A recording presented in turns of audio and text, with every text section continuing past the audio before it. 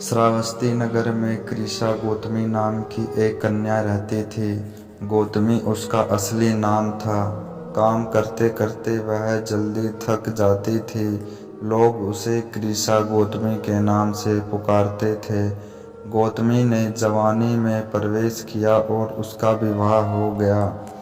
गौतमी गरीब घराने की लड़की थी। उसके ससुराल के लोग उसका आदर नहीं करते थे। कुछ समय बाद गौतमी को एक पुत्र हुआ। अब घर में उसका आदर होने लगा। गौतमी का शिशु जब कुछ बड़ा हुआ और इधर उधर खेलने लायक हुआ तो विधाता ने उसे उठा लिया।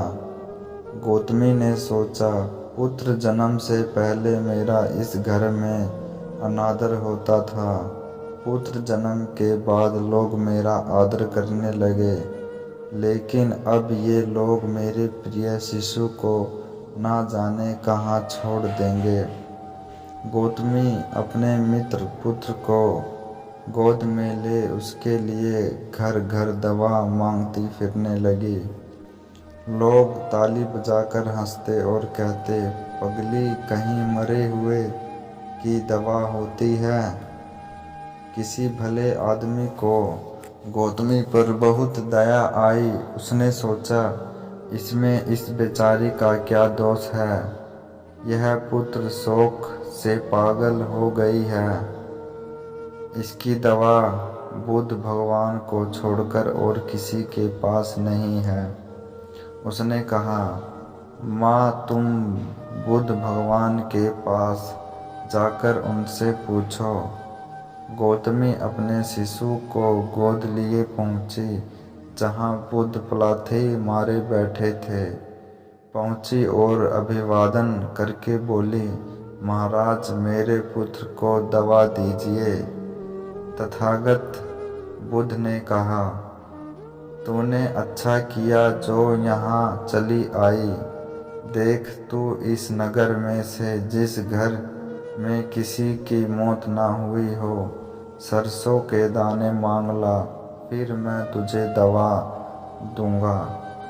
भगवान की बात सुनकर गौतमी बहुत प्रसन्न हुई और सरसों के दाने लेने के लिए चल दी। पहले घर में जाकर उसने निवेदन किया, देखिए, बुद्ध भगवान ने मुझे आप लोगों के घर से सरसों मांगकर लाने को कहा है। आप लोग सरसों देने की कृपा करें। गौतमी के ये शब्द सुनकर एक आदमी झट से घर में से सरसों के दाने ले आया और गौतमी को देने लगा। गौतमी ने पूछा, पहले यह बताइए कि इस घर में किसी की मौत तो नहीं हुई। यह सुनकर घर के लोग आश्चर्य से कहने लगे, गौतमी, यह तू क्या कह रही है। यहाँ कितने आदमी मर चुके हैं, इसका कोई हिसाब नहीं है। गौतमी बोली, तो मैं आपके घर से सरसों नहीं लूँगी। गौतमी दूसरे घर गई। सब जगह उसे वही जवाब मिला। उसने समझा शायद सारे नगर में यही बात हो। उसे एकदम ध्यान आया कि बुद्ध भगवान ने शायद जानबूझकर ही मुझे सरसों मांगने के लिए भेजा। वह शीघ्र ही मृत पुत्र को नगर के बाहर शमशान में ले गई।